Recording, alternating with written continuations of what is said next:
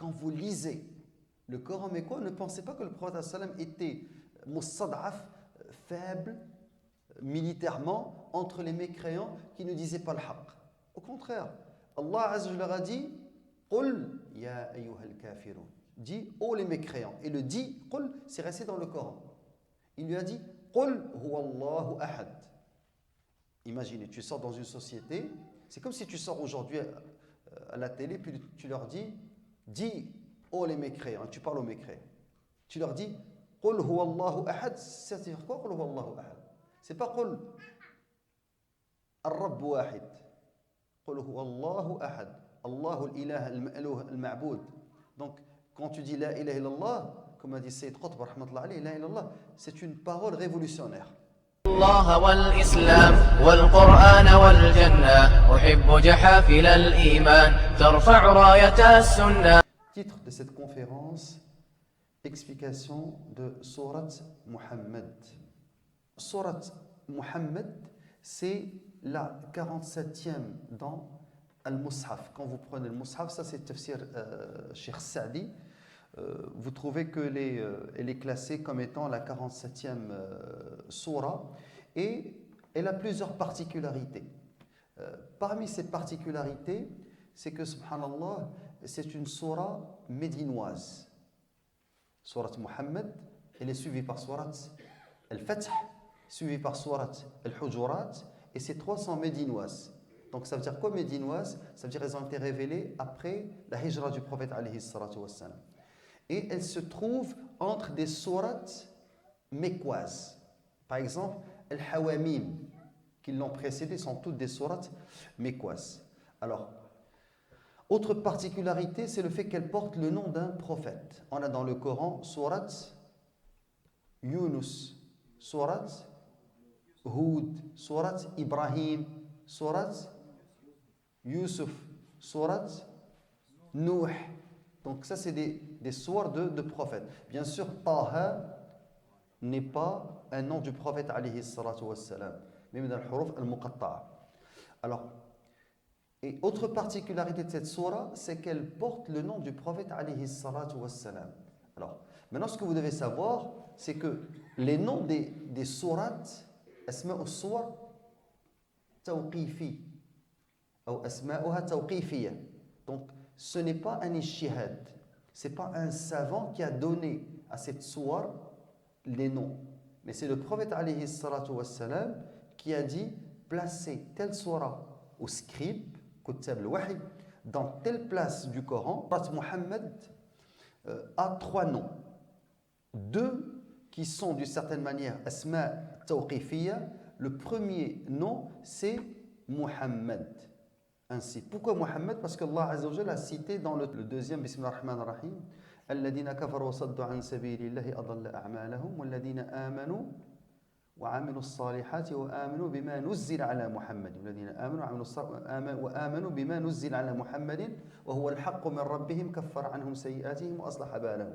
Donc ça c'est le deuxième verset dans lequel le nom du prophète alayhi salatu wassalam est cité.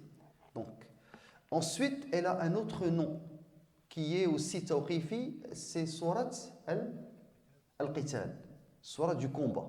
Donc ces 2 noms, ce n'est pas un ishihad, mais c'est Allah Azza wa Jal qui les a nommés ainsi et son messager l'a transmis aux compagnons. Maintenant, il y a un 3e nom, après Muhammad et le combat, qui n'est pas tawqifi, ce n'est pas un nom révélé par Allah Azza wa Jal et transmis par son messager, mais c'est le fruit des ishihad, des exégètes ou des savants, et c'est Surat Alladhina Kafaru.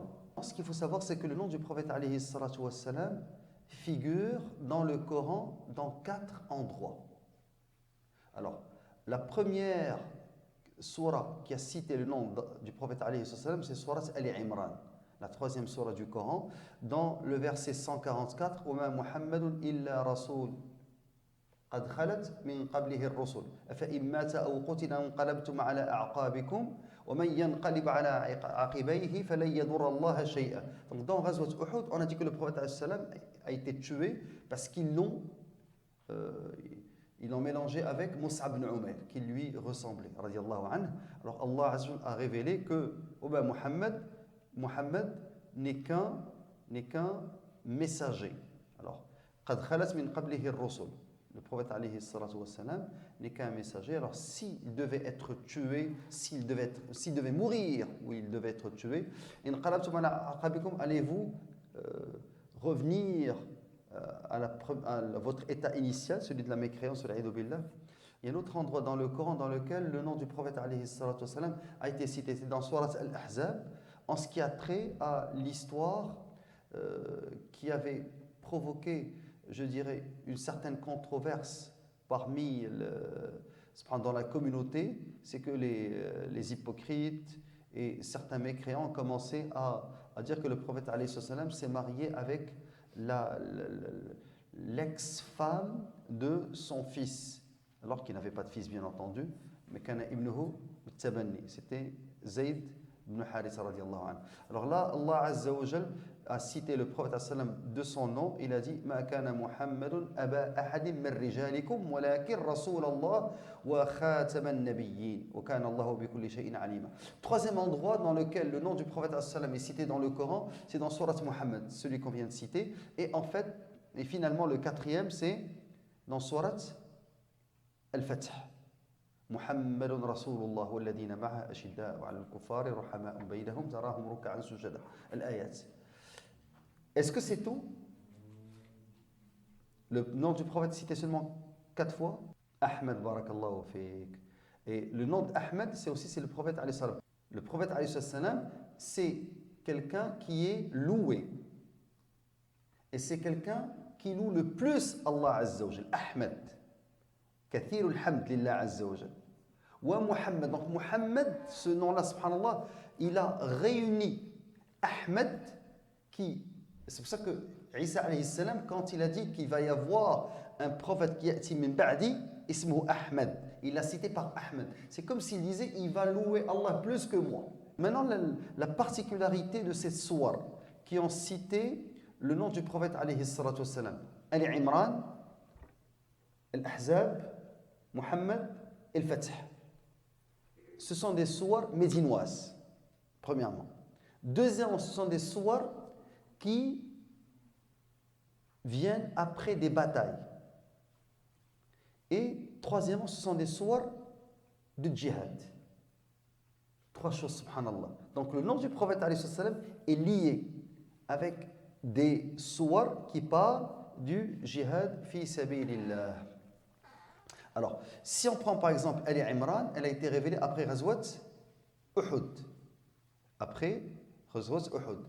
Et si on prend par exemple Surat Al-Ahzab, après Ghazwat Al-Khandaq. Et Ghazwat aussi Bani Qurayza. Alors, il nous reste Surat Al-Fath. Al-Fath, c'est après Fath Makkah. Non, c'est pas Fath Makkah. Surat Al-Hudaybiyah, barakallahu fik. Sur le Hudaybiyah, donc la réconciliation, le pacte de Hudaybiyah, c'est ça le Fath, et non pas Fath Makkah. Surat Muhammad aussi a été révélée après, c'est vers la fin de la 3e, début de la 4e année. Donc après les batailles de Badr, après les batailles de Uhud et plusieurs autres escarmouches avec les mécréants, avant Ghazwat al-Ahzab et Fath Makkah, il y a eu révélation de cette sourate. Maintenant, certains vont dire, comment se fait-il que le nom du prophète alayhi salatu wassalam est lié à des sourates qui parlent de djihad, alors que généralement il est présenté comme étant Nabiyyu ar-Rahma, le prophète de la miséricorde. وَمَا أَرْسَلْنَاكَ إِلَّا رَحْمَةً لِلْعَالَمِينَ. Ça c'est kalam Allah Azza wa Jal. Et en même temps, la seule sourate qui porte son nom s'appelle sourate du combat. Et que les 4 sourates dans lesquelles figure a été cité son nom, ce sont des sourates du combat. C'est comme si la biographie du prophète il y a sirat Nabi Mujahid, la biographie d'un prophète combattant. En fait, il n'y a pas d'opposition entre les deux. Il n'y a pas d'opposition parce que Rasul alayhi salatu wassalam huwa Nabiyyur Rahma, le prophète de la miséricorde pour ceux qui ont cru et qui l'ont suivi. Wa huwa Nabiyyul Malhama, le prophète de l'épopée pour ceux qui ont mécru et qui se sont rebellés contre Allah Azza wa Jal et son messager. Et subhanallah, même dans son combat contre les mécréants, il a fait preuve de miséricorde. Comment il a fait preuve de miséricorde? Le prophète alayhi salam, premièrement, ne tuait pas les hypocrites. Alors, il savait qu'ils étaient des hypocrites, mais il ne les tuait pas et ordonnait à ce qu'on ne les tue pas, tant qu'ils montraient l'islam. Et il savait pertinemment que c'était des hypocrites. Il les a même nommés à... Non, à Hudayfa ibn al-Yaman. Il lui a cité les noms des hypocrites. Ensuite, le prophète alayhi salam, quand il a combattu les mécréants, il n'a pas combattu les peuples, il a combattu les têtes. Les imams de la mécréance, parce que ces têtes-là, ce sont eux qui empêchaient que da'wat al-haqq, donc ad-da'wa, l'appel à la guidance, se propage jusqu'à monsieur, madame, tout le monde. Alors, il fallait, d'une certaine manière, détruire ces barrières. Ces barrières, c'était at-tawarit, ceux qui dirigent. Et dès que les gens ont leur proposé l'islam, regardez ce qui s'est passé en Égypte. Lorsque les musulmans sont entrés et qu'ils ont pu, d'une certaine manière, avoir le dessus sur Rome et que l'Égypte a été libérée, les musulmans ont proposé l'islam aux Égyptiens. Donc, les Coptes, les Aqbat, plusieurs parmi eux ont embrassé l'islam. Et d'autres ont voulu conserver le christianisme. Et les musulmans ont pris le jizya et les ont laissés sur leur religion. La ikraha fi d-din.